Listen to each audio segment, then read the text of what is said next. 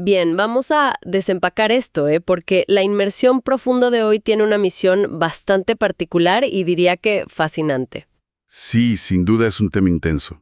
Totalmente. Vamos a analizar un documento increíble titulado El test psicológico que revela tu lado más oscuro.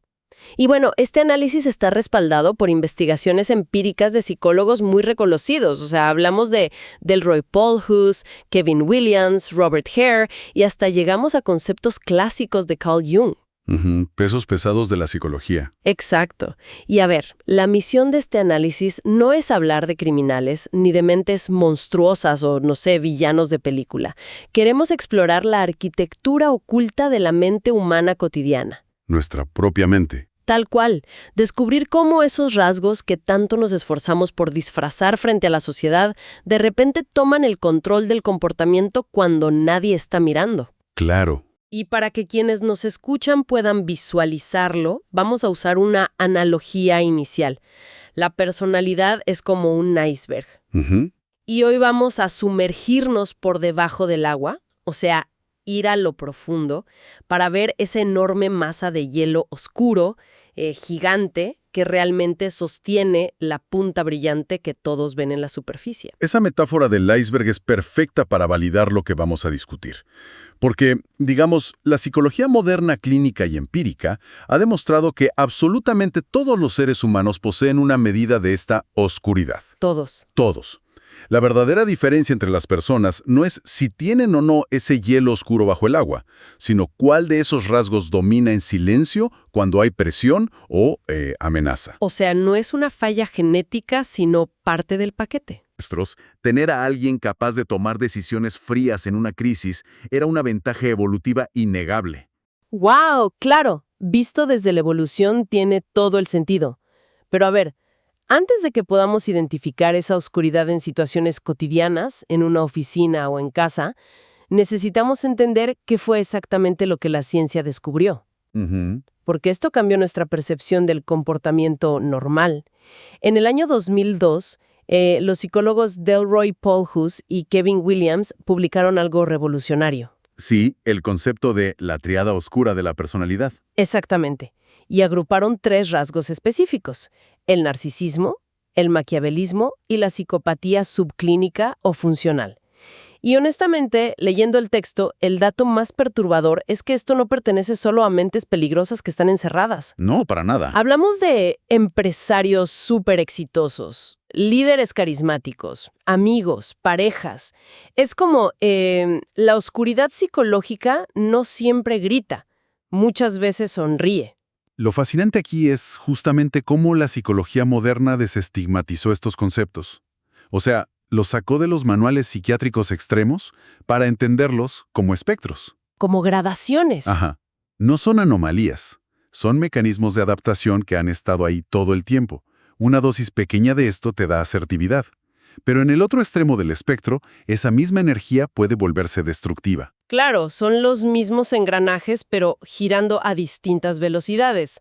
Bueno, ya que sabemos que estos rasgos existen libremente en oficinas y hogares, es momento de diseccionar cada uno de los 3 pilares de la triada oscura. Empecemos por el narcisismo. Sí, porque creo que hay un malentendido enorme ahí. O sea, la cultura popular nos dice que el narcisista es alguien arrogante que se mira al espejo todo el día. Pero el texto muestra que es mucho más complejo. Completamente. No es solo grandiosidad o arrogancia. Muchas veces esa actitud se esconde tras una inseguridad profunda, una sensibilidad extrema o incluso una falsa humildad. Falsa humildad, wow. Sí, porque el núcleo es una dependencia total de la validación externa. Hay un vacío interno. Y el texto menciona la investigación de Twin J. Campbell sobre esto, ¿no? Cómo el narcisismo ha aumentado brutalmente por las culturas obsesionadas con la imagen y lo digital. Exacto. Las redes sociales son un acelerador de esto. Es como el ejemplo del texto. Esta revisión compulsiva de los likes en el teléfono, para estas personas la autoestima se derrumba de forma real si no hay atención. Se vuelve un monitor de signos vitales. Sí. Y eso los vuelve vulnerables, ¿no? O sea, si dependes de esa atención, un par de halagos y te manipulan facilísimo. Tal cual. Esa vulnerabilidad sangra ante cualquier desaire.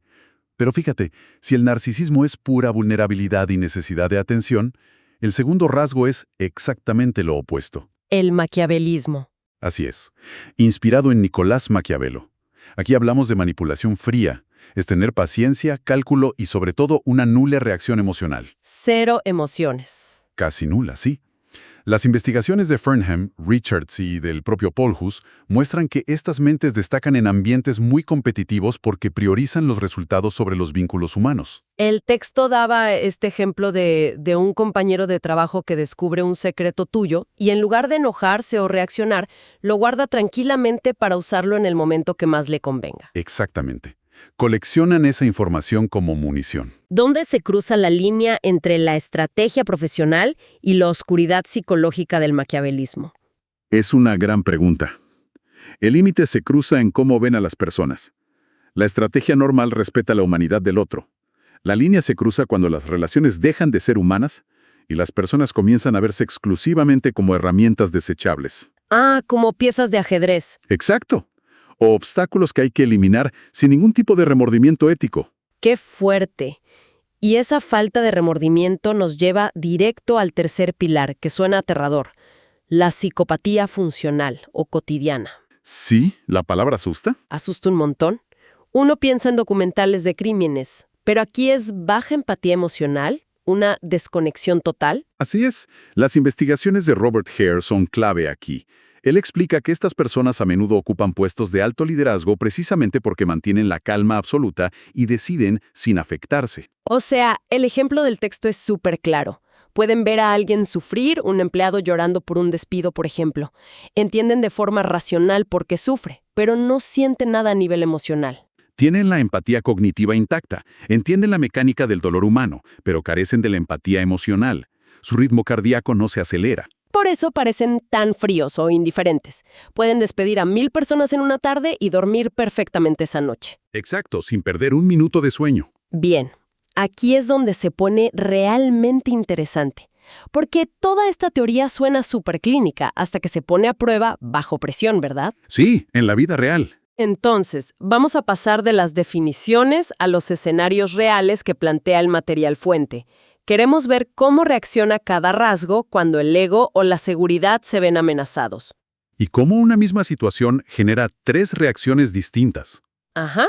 Primer escenario del texto, el reconocimiento injusto. Digamos que estamos en la oficina y un colega incompetente es elogiado por un proyecto que es mediocre o lleno de errores. Una situación clásica. ¿A quién no le ha pasado? Bueno, tenemos 3 opciones. Opción A, la necesidad impulsiva de demostrar que uno es mejor y quejarse. Ese es el narcisismo, porque hay una amenaza al valor propio, ¿no? Sienten que les roban su luz. Reaccionan con mucho ruido. Claro. Luego la opción B, callar, aplaudir con los demás y guardar la información estratégicamente. Ese es el maquiavelismo puro control. Y la opción C, observar la escena sin ninguna reacción emocional. Absoluta irrelevancia. Esa es la psicopatía funcional. O sea, fíjate en el porqué detrás de cada reacción. No son pensamientos racionales y calmados. Son reflejos psicológicos condicionados por la mezcla de rasgos en cada mente. El narcisista siente dolor físico en su ego. Ajá. El maquiavélico suprime la amígdala y planea. Y el psicópata simplemente no tiene una conexión afectiva con el evento. Es alucinante. Pero subamos el nivel de estrés. Escenario 2. La traición. Un amigo muy cercano te cuenta el secreto íntimo y luego te traiciona. Un golpe duro. Durísimo. Opción A. Sientes un dolor profundo, una humillación abrumadora, como un ataque súper personal. Ese es el narcisismo, operando la herida al ego de cómo me hacen esto a mí. Sí, un drama total. Opción B.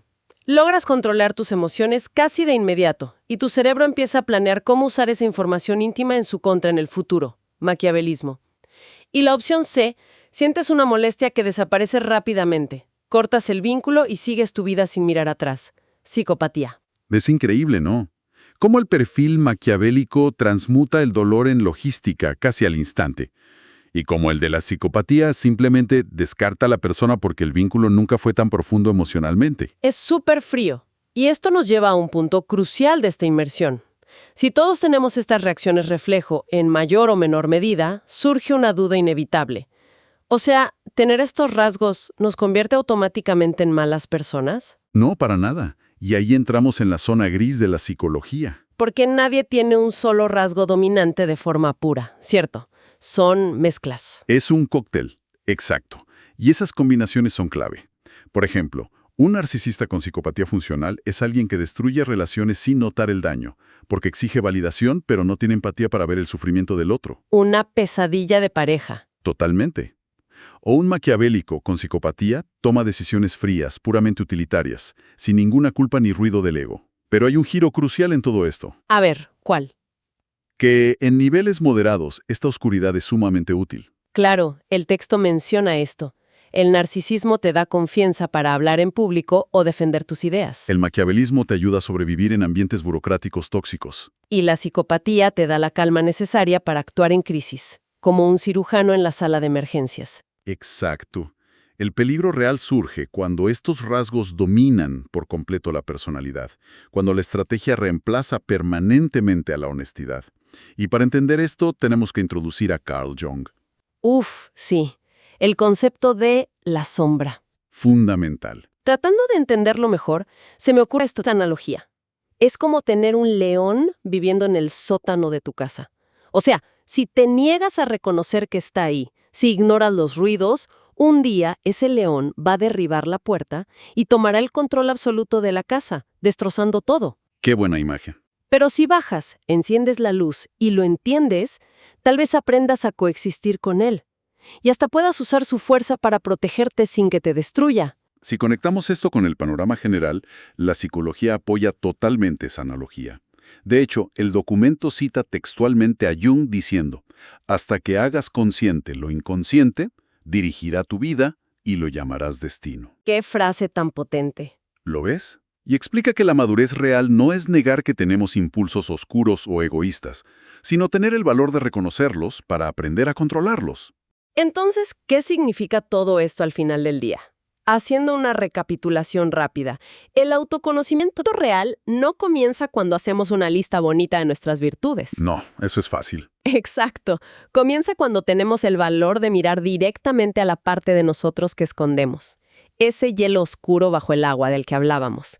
Mirar lo que escondemos incluso de nosotros mismos. Y esto plantea una pregunta importante para reflexionar. ¿Qué escucho? Si consideramos que las investigaciones de Harrer muestran que la psicopatía funcional a menudo lidera grandes corporaciones, Ajá. y los estudios de Twenge vinculan el aumento del narcisismo directamente con las redes sociales y la cultura digital, Sí, todo está conectado. ¿acaso hemos creado una sociedad y un mundo laboral modernos que no solo toleran, sino que premian activamente la triada oscura? ¡Wow! Y si es así, la gran pregunta es, ¿quién está realmente al mando en la actualidad? ¿Nosotros, de forma consciente, o nuestra sombra colectiva? Es una reflexión espectacular y súper profunda. Y bueno, deja a quienes nos escuchan con mucho en qué pensar sobre nuestro entorno y sobre nuestra propia mente. Ojalá esta inmersión haya servido para encender un poquito esa luz en el sótano. Muchas gracias por habernos acompañado en este análisis y a seguir cuestionando lo que no se ve a simple vista. Nos encontramos en la próxima exploración.